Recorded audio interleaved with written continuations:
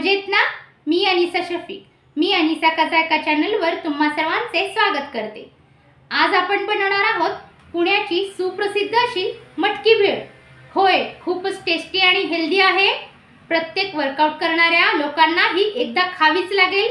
खूप टेस्टी होते आणि हेल्दीही असते. तर चला आपण बघूया चमचमीत मटकी भेळ बनवण्यासाठी आपल्याला काय काय साहित्य लागेल. तर चला, आज आपण बनवतोय मटकीपासून काहीतरी वेगळे. हो, आज मी बनवणार आहे चटपटीत अशी सर्वांना आवडणारी पुण्याची स्पेशल मटकी भेळ. तर त्यासाठी मी हे 250 ग्रॅम मटकी घेतली आहे. स्वच्छ धुवून घेतलेली आहे. मी हे रेडीमेड आणली होती. तुम्ही घरात सुद्धा भिजवून त्याला मोड आणू शकता. मी ही बाजारातून आणली होती भिजवलेली आणि ती मी घेतलेली आहे. तर आपण ह्याला थोडंसं फ्राय करून घेऊया. मी गॅसवर एक पातेला ठेवलेला आहे गरम व्हायला आणि ह्यामध्ये थोडंसं आपल्याला तेल घालून घ्यायचं आहे. मी 1 ते 2 चमचे तेल घालून घेते आणि तेल छान आपलं गरम झालं की ह्यामध्ये इथे मी 12 ते 15 हिरव्या मिरच्या घेतलेल्या आहेत. ह्या खूप आवश्यक आहेत. ह्याला आपण थोडंसं कट करून ह्या तेलावर परतून घेणार आहोत. तेल तापलेलं आहे. आपण ह्यावर मिरच्या घालून घेऊया.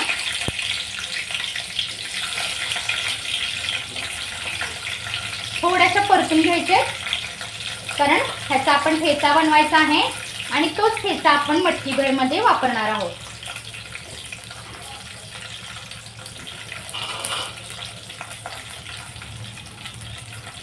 दोनच मिनिटं आपल्याला मिरच्या भाजून घ्यायच्या आहेत.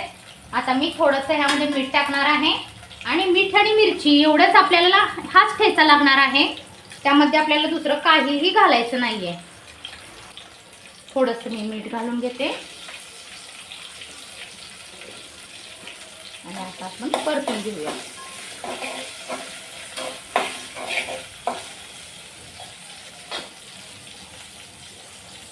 मिरची भाजून झालेली आहे.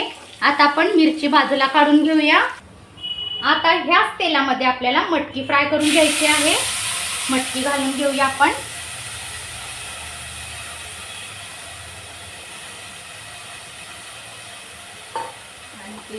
मीडियम गॅसवर छान फ्राय करून घेऊया मटकी.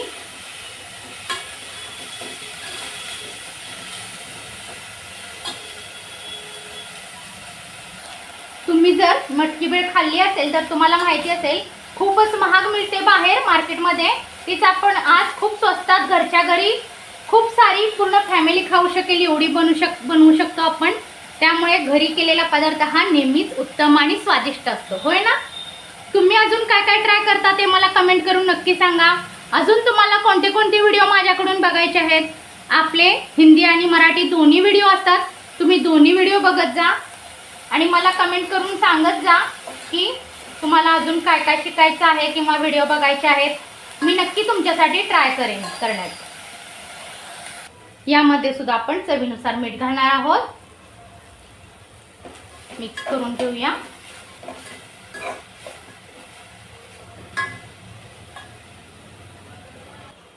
मटकी भेळ ही सुकीच भेळ असते.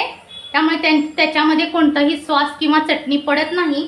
पण ही जी आपण हिरवी मिरचीची बनवली आहे ठेचा तोच फक्त जातो आणि खूप टेस्ट छान आणि टेम्पटिंग होते. यामध्ये आता मी थोडीशी हळद घालणार आहे.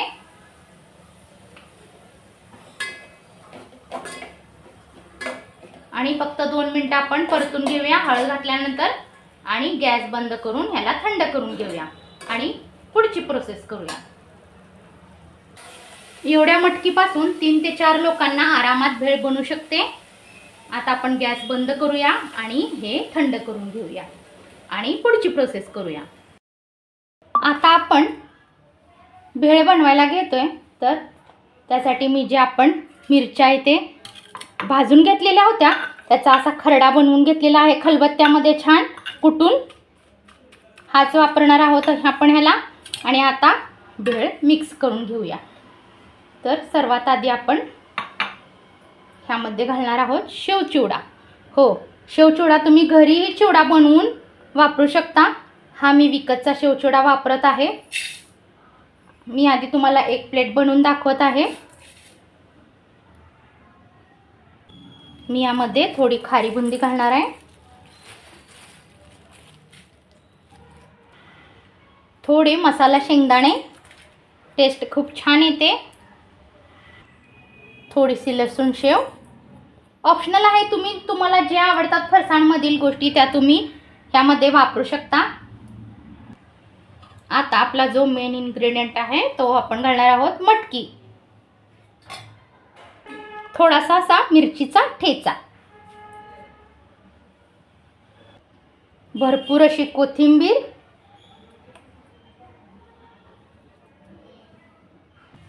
आणि बारीक चिरलेला कांदा।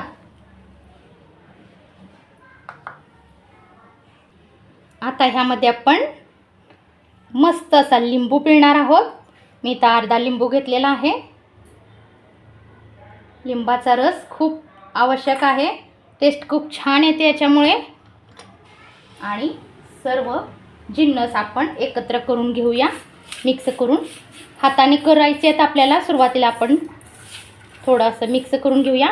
तुम्ही पाहिलं असेल जेव्हा आपण स्टॉलवर खातो तेव्हा ते हाताने छान मिक्स करतात आणि द्रोणसारखं त्यांचं एक पेपर असतो त्यामध्ये ते छान असं मिक्स करतात आणि देतात आपल्याला, होय की नाही?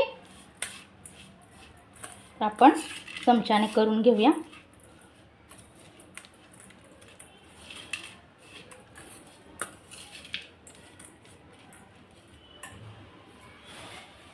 थोडीशी शेव घालणार आहे मी, जाडसर अशी।